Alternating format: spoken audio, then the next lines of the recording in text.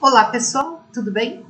Sou a professora Daisy, estou aqui novamente com vocês, hoje para trabalhar o tema dentro de ondulatória ainda, mas o tema acústica e tecnologia, volume 4 do livro didático de vocês. Então pega lá o material, se quiserem pegar um caderno, caneta para acompanhar a aula, anotar alguma coisa, também é interessante. Primeiramente vamos entender o que vem a ser acústica. Acústica é a parte da física que ela vai estudar mais especificamente o som que nós ouvimos através da nossa audição. Esse som, como nós já ouvimos, nós já sabemos em outras aulas, ele é uma onda mecânica, ou seja, ele precisa de um meio material para se propagar. E aí, claro, depende da nossa fonte emissora, certo? E depende de onde ele vai se propagar, se esse meio material é um sólido, é um líquido ou é um gasoso. Nós temos aquele som que é um som agradável, como se fosse uma música, um instrumento musical. E nós temos também o som que nós chamamos de ruído. É aquele som que nos incomoda, é aquele som que te perturba, ele é desagradável à nossa audição. Ou seja, esse som ele está mais diretamente ligado àquele barulho de ambulância, polícia, até uma uma furadeira, né, que eles estão utilizando aqui, faz um barulho, porque ele tem que quebrar alguma coisa e esse barulho é muito intenso. Muito bem, então nós podemos separar isso. Mas vamos entender quanto que nós, humanos, conseguimos perceber essa frequência de som. E aqui eu coloquei para vocês também um quadro, tem até no livro de vocês, que o som, o nosso ouvido, o ouvido humano, ele consegue, a nossa audição, ela consegue perceber sons desde 20 Hz até 20 mil Hz. Prof, o que é Hz mesmo? É a unidade da frequência. Lembram? Frequência.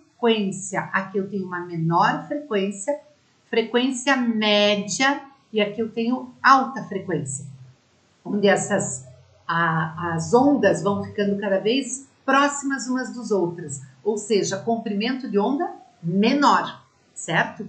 Então, esse som abaixo de 20 Hz é o som que a gente chama de infrassom. Esse som nós, humanos, não conseguimos perceber. É mais aquele som que os golfinhos conseguem perceber. Acima de 20 mil Hz é chamado de ultrassom. É o som também que o ser humano não consegue.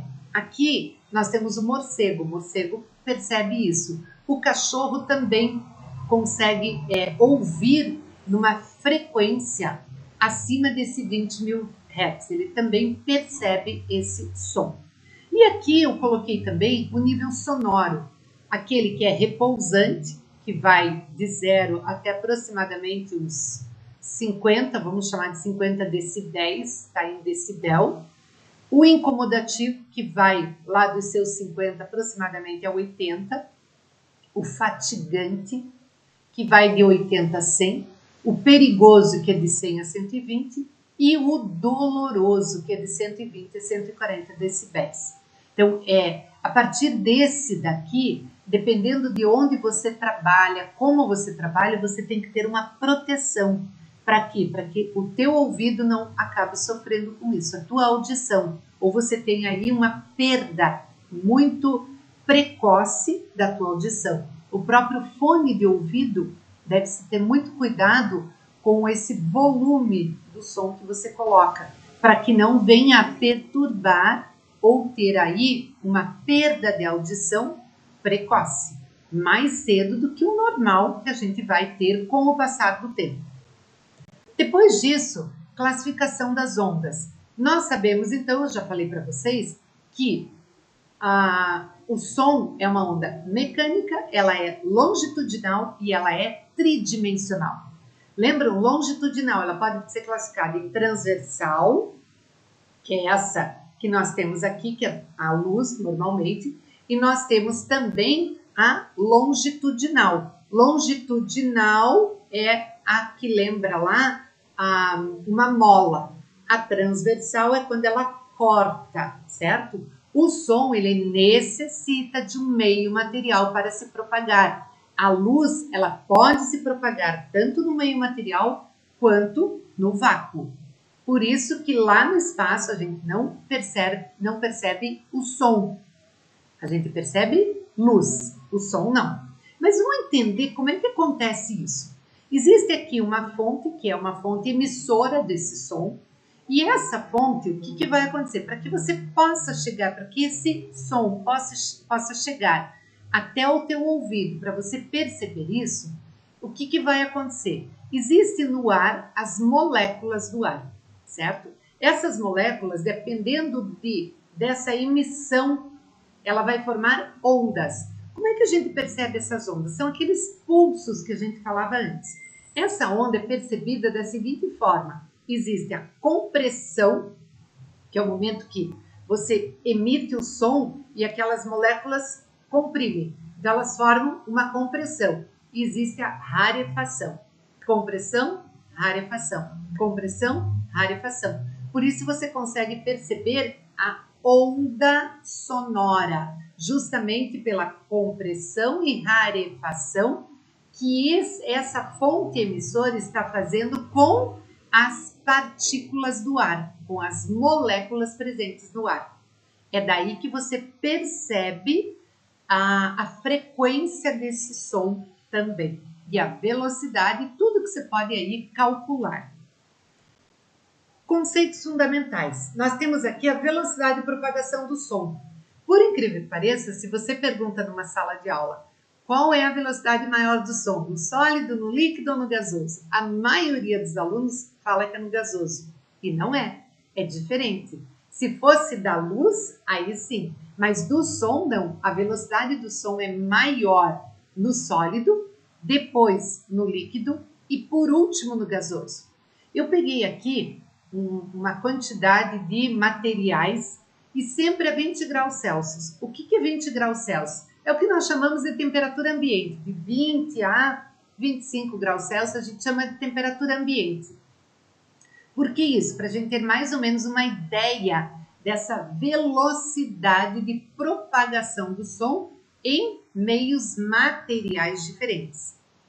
Lembrando que se eu alterar a temperatura de cada um desses materiais, se eu puder alterar essa temperatura, também vai alterar a velocidade de propagação, porque essa temperatura vai fazer com que ou esse material fique com as moléculas mais espalhadas ou as moléculas mais unidas.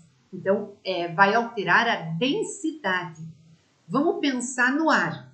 O ar frio, ele tem uma densidade bem maior e por isso ele acaba ficando na parte de baixo. O ar quente, densidade é menor, ele acaba subindo. Então, isso tem a ver com temperatura. Altera a densidade e, alterando a densidade, vai alterar a velocidade de propagação do som. Então, eu peguei o aço, 20 graus Celsius, 5.050, aqui está todo ele arredondado, talvez ele tenha vírgula, alguma coisa aqui, mas eu arredondei, 5.050 metros por segundo, vidro, 4.550, água doce, que já é o meio líquido, 20 graus Celsius, 1.497, álcool etílico, 1.180, tudo metros por segundo, é velocidade do som. E aí eu entro no gasoso, o ar na temperatura de 20 graus, aproximadamente 340 metros por segundo, o hélio, 20 graus Celsius, aproximadamente 1.000 metros por segundo. O gás hélio, vale a pena comentar que algumas pessoas brincam de inalar o gás hélio da bexiga, por ele ter uma densidade bem menor, ele acaba flutuando e as pessoas inalam e acabam ficando com a voz fina. Essa voz fina está diretamente relacionada com a velocidade de propagação, porque quando nós inalamos o oxigênio, junto com o oxigênio vem o nitrogênio, a gente já sabe disso, vem o gás nitrogênio junto.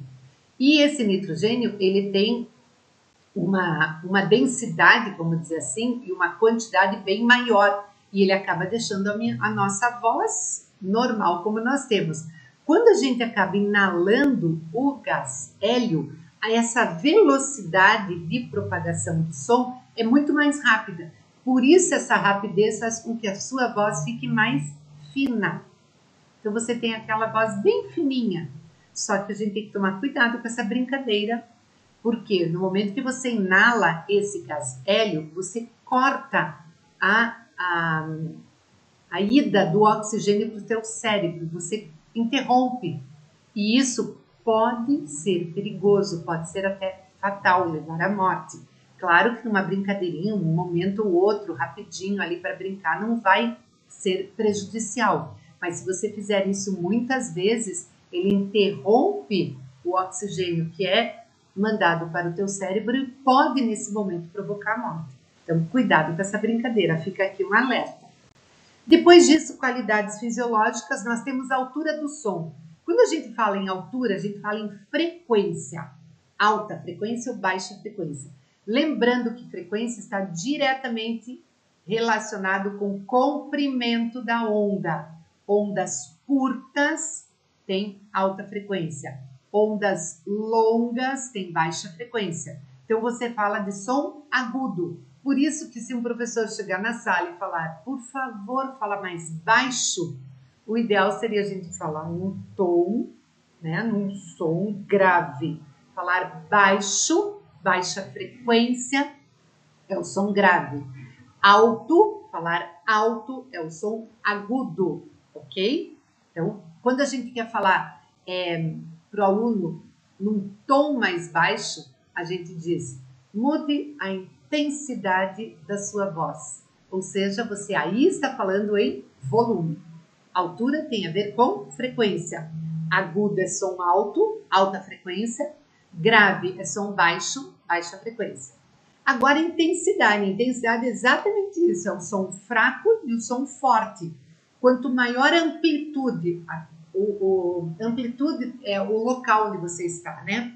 Da onda sonora, mais forte ele é. E claro, o som tem também uma maior intensidade. Por isso ele está mais diretamente ligado ao volume.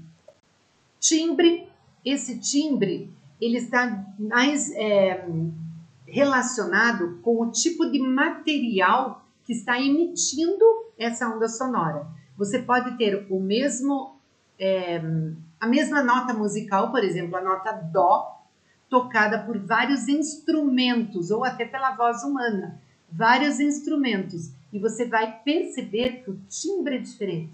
Você percebe, tem pessoas que têm ouvido bem apurado para isso, e a pessoa já diz, isso é um violino, isso é um violoncelo, isso é um piano, isso... Por quê? Porque o timbre altera, apesar da nota musical ser a mesma. Reflexão do som, aí já são as ondas que vão, você existe aqui o meio, o que vai emitir o som, certo? Fornece o som, e existe, normalmente ele vai bater em algum anteparo. E isso daí, essa reflexão, você emite o som, ó, ele está em verdinho, as ondas vão, de repente ela bate num obstáculo e ela retorna. Então você tem o som original, onda original, e a onda refletida. Só que essa onda refletida, ela pode sim formar o eco. Mas, prof, às vezes eu percebo eco e às vezes eu não percebo eco. Quando que a gente percebe o eco? Da seguinte forma, o eco nada mais é do que quando a gente consegue ouvir um novo som. É o retorno, certo? O som, a fonte emissora falou ali, bateu palma ou gritou alguma coisa, bate num anteparo e ele tem que ter acima ou 0,1 segundo ou acima de 1 segundo, 0,1 segundo, para que o nosso ouvido perceba esse eco. Só que para que exista esse 0,1 segundo, olhe bem, lembrando que a velocidade do som no ar, 20 graus Celsius aproximadamente, acabei de falar, é 340 metros por segundo. O tempo que o nosso ouvido leva para ouvir o som que eu grito, vamos dizer que eu cheguei aqui e faço ui, esse som levou 0,05 para chegar 0,005 para retornar. Como assim, professora? O mínimo que eu posso ter de distância entre a fonte emissora e o anteparo é de 17 metros. Olha lá, ó. Ou seja, grito alguma coisa, ele leva 0,05 segundos para bater no anteparo. E ele retorna no mesmo 0,05 para que eu possa ouvir na forma de um eco. Isso por quê? Porque nós temos aqui uma fórmula para calcular essa velocidade do som. Essa fórmula está diretamente aqui, ó. Distância, o tempo e a velocidade. Então, se eu tenho a velocidade 340, eu tenho uma distância de 17 metros, você vai perceber que o intervalo de tempo para que você possa ouvir é exatamente 0,1 segundos. Ou você pode ter também essa velocidade relacionada com o comprimento da onda e com a frequência. Você também pode fazer o cálculo utilizando essa fórmula também. E agora a refração do som. Essa refração do som é quando ele muda o meio ou altera a temperatura. Aqui eu coloquei como ar frio e ar quente, tá? Então, dependendo de como você esteja, você pode ouvir o som de uma pessoa ou não. Aqui, quando o ar quente está aqui embaixo, a tendência é que ele vai subir. Então, ele vai acabar levando o teu som lá para cima, porque ele vai fazer esse movimento. Aqui já ao contrário, o ar frio, o som acaba ouvindo. Isso a gente percebe quando a gente está na praia, alguém está surfando. Se o vento vem do mar para terra, a tua mãe que está aqui gritando, pedindo para você voltar, vamos para casa, acabou o tempo, você não escuta, porque o vento acaba levando o teu som aqui para trás. Ao passo que se a mãe está aqui e o vento está a favor do som, você escuta rapidinho. Você pode até não querer ouvir, mas você escuta. Aí nós temos a ressonância, que é quando você tem a mesma frequência e essa frequência faz com que oscile e essa oscilação pode ter uma amplitude tão intensa que acaba rompendo. Isso pode acontecer em ponte. Então, quando você tem pessoas do exército, que eles sempre marcham na mesma frequência. Quando eles entram numa ponte ou alguma coisa assim, eles colocam fora de forma. Por quê? Se eles continuarem batendo o pé na mesma frequência, aquela ponte vai entrar na mesma onda que eles e vai começar a oscilar. Dependendo da amplitude que ela pega, ela pode romper. Esse é ressonância. E aqui nós temos os dispositivos tecnológicos, né, que são os modernos. Nós temos o raio-x, que tem alta frequência e pequeno comprimento de onda. Tomografia, que é um equipamento de emissão de fonte de raio-x embutida, tá? E ele é 180 vezes, mais de 180 vezes para cada grau de movimento, por isso que você pode fazer fatiado, né? Tudo que está acontecendo, você tem um diagnóstico mais preciso. A radioterapia, que de acordo com esse comprimento de onda menor, ele acaba destruindo as células cancerígenas. A ressonância magnética, que ela faz com que o hidrogênio do nosso corpo alinhe ao campo magnético e você consegue perceber e dar um diagnóstico. E a ultrassonografia, que a gente percebe muito mais simples num momento de uma ecografia, alguma coisa nesse sentido. E seria isso. Agora é a vez de vocês. Página 53 do livro de vocês, exercícios 3 e 4. E no próximo momento, eu venho aqui para fazer a correção desses exercícios. Obrigada pela presença de todos. Até o próximo momento. Beijo, me liga. Fui!